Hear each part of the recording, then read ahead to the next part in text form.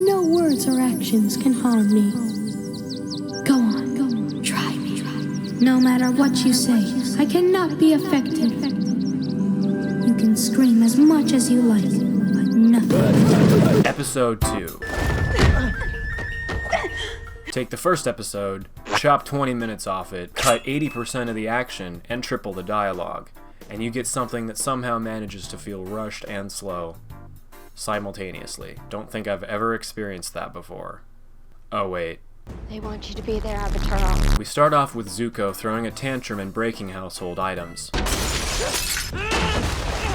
What was once a man who could strike a balance between hot-tempered, passionate, and smart I wonder how much money this is worth. is now a little bitch.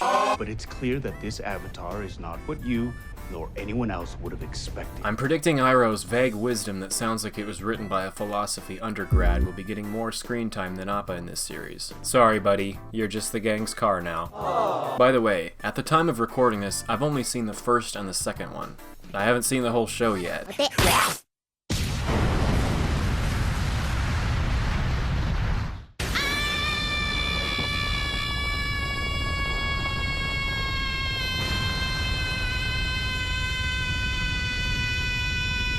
So you're getting my thoughts on an episode-by-episode basis. That's how I'm doing this for some reason. How many places can there be for an avatar to hide? Yeah, cause your world is small as fuck. It's time to go home. What? We did our part. We saved him from the firebenders. Sokka forgets what we talked about last episode about how They're gonna keep coming after you. Which means we can't go home. It would put everyone in danger. Now it's time to go home. because the writers wanted Katara to resolve a conflict. It's about more than just helping Aang. I see through your games. Katara, something's wrong with your bag. Yeah. The fuck wrong with you? Momo. Relegated to an episode 2 introduction. How sad. It's okay though, you won't be unnecessary to the story in any way, I'm sure. Katara's bag coincidentally spawns the waterbending scroll that exposition grandma snuck into her bag before she left. This convinces Sokka to leave his people behind. Fine, we'll go to Kyoshi Island and see how it goes. Also, before we get in too deep, for this one, I'm gonna try my damnedest not to compare it to the cartoon as a sort of personal challenge. Goodbye, Gyatso. I'm sorry. So Aang dragged Gyatso's skeleton out of that room and gave it a proper burial service. Off-screen. Damn. So this episode's doing away with the iconic monologue and... It's probably for the best. He looks like a Momo, doesn't he? Just like how you look like a Sokka. This is the kind of wacky time-wasting nonsense I've been missing. Bet you taste like chicken. Can Momo understand English? If I keep asking questions like this, I'm gonna lose my mind. Quail pole egg. Very good for... Vitality? vitality. Our gang skips off to Kyoshi Island and they arrive in 2 minutes. There she is. Giant scary lady. You couldn't be more right about that. This is foreshadowing. Hide your kids. Suki's reaction to seeing a small bald kid with airbender tattoos do a 20-foot backflip is... Ridiculous. There would have been signs if he was the Avatar. Only after God shines his divinity down on everyone are they convinced. What? Everyone forgets that airbenders have been extinct for 100 years. Imagine a brontosaurus showed up on your island and you're just like... It's been a long time since we've had visitors. How can we turn our back on it? Sis. And yet such a kind heart. Mother. Suki, you're too young to know that there are many in this world who would take advantage of that. He's the Avatar.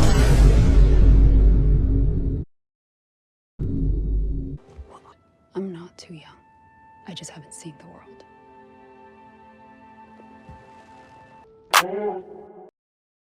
This is basically the whole episode. Sokka and Suki's mature and restrained attraction feels a lot more, for lack of a better term, Personally, I take that responsibility very seriously. hallmark. What are you doing for a living? I am a New York executive and I am having it all. Okay. What are you doing for a living? I chop down trees. As a Real character. he's a bumbling idiot. How are you protecting your people if you're here?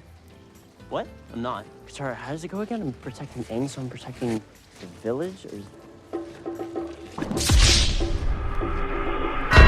You are Prince Zuko? What an honor. Here's a dirty secret of mine. I like Zhao. Zhao is cool. He has this calm demeanor that gives off authority. Oh, no need to apologize. We don't get many VIP visitors around here. Much less the famed Dragon of the West. He's so perfect and awesome! Someone needs to put a bell on you. Suki thinks watching oblivious half-naked strangers is flirting. Oh no, he's hot! Hey, look, they had the budget this time. You're a real waterbender, Katara. You know, you should be practicing too. Maybe later. It's just kinda disappointing to see Aang not as excited about waterbending. If I was 12 and had the ability to manipulate 4 elements, I'd be all over that shit. Or, you could just let me use you for target practice. This is the kind of wacky, time-wasting nonsense I've been... Aww! The Avatar. Yes, sir. He thinks he's found the Avatar. According to his crew. Probably should have had your crew on the same page about the sole reason they're here. Suki then does her best Jason Voorhees impression. Sokka tries to make conversation with his new stalker to ease the tension. Hunting? Yeah, hunting. Yeah, that's it. Dangerous. Tiger whales. Ferociously deadly tiger whales.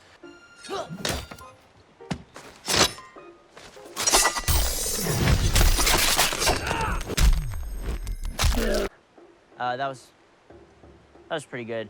But she doesn't like his beta attitude, so she assaults him. You didn't even let him square up. Bitch! And then he just walks away, confused and defeated. But I did have to train. Not to develop my powers, but to keep them under control. Begs the question, if you're so bad at controlling your power, why would you get those mastery tattoos if you're not a master of your abilities? I can see where Aang's new arc is going, and I don't like it. Katara then exposits to Aang about his demigod powers from Kyoshi's diary that's coincidentally lying around detailing how to talk to his past lives. Aang, you're not alone. A lot of coincidences here.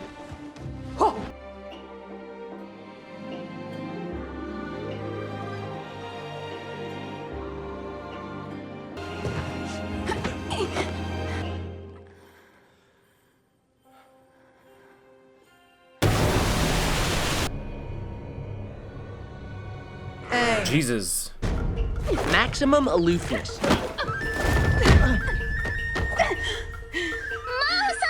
That's why I need to master all the bending disciplines?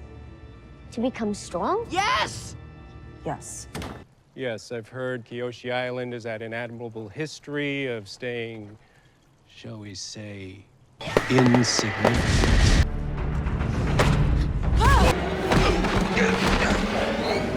What in the over-accommodating stuntman No, I'm sure he'll be fine on his own. Unconscious. But what if I hurt someone along the way? And how many have already been hurt because you haven't been here? Fuck it! Alright, I meant to talk about this in the last episode, but here is a perfect place to. It's literally not his fault! Aang was even heading back to the air temple. Maybe we should head back home! And just accidentally got caught in a wave. So to begin with, we aren't following Aang's arc of dealing with the immense guilt of leaving his people behind properly. And the writers have to come up with a whole different way for him to develop, and it's shockingly similar to the 2010 movie. I will show you what will happen if you fail. Tragedy awaits the North, and unless you do something about it, another race of benders will be wiped out just as the air nomads were. I'm very confused right now. So when an avatar connects with their past lives, they can predict the future? That's overpowered. You should probably mention something about the world-ending comet coming back soon too, Kyoshi, but I mean, it's not like it gives firebenders much of a boost anyway. Also, for anyone who says that the comet-boosted fire is way more powerful than the normal fire,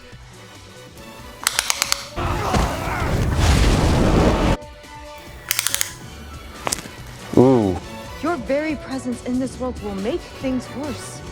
What happens to you is your choice. Avoid your duties any longer, and not only will you fail to save the world, you won't even be able to save this island. You don't have time for this, Kiyoshi.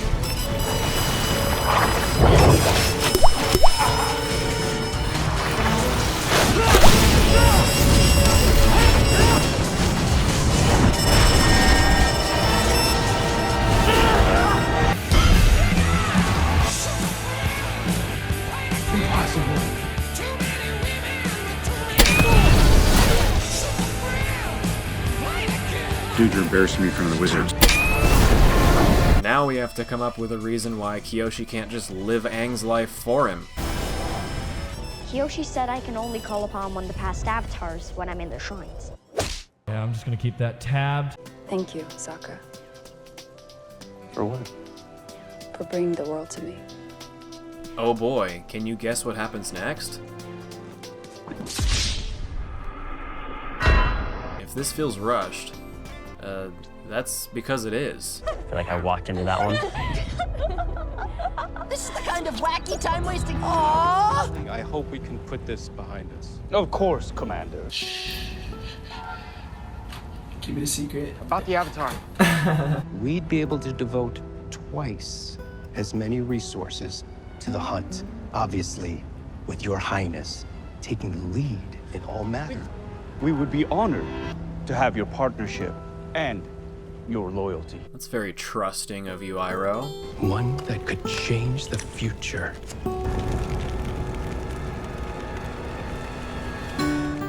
The Avatar has returned.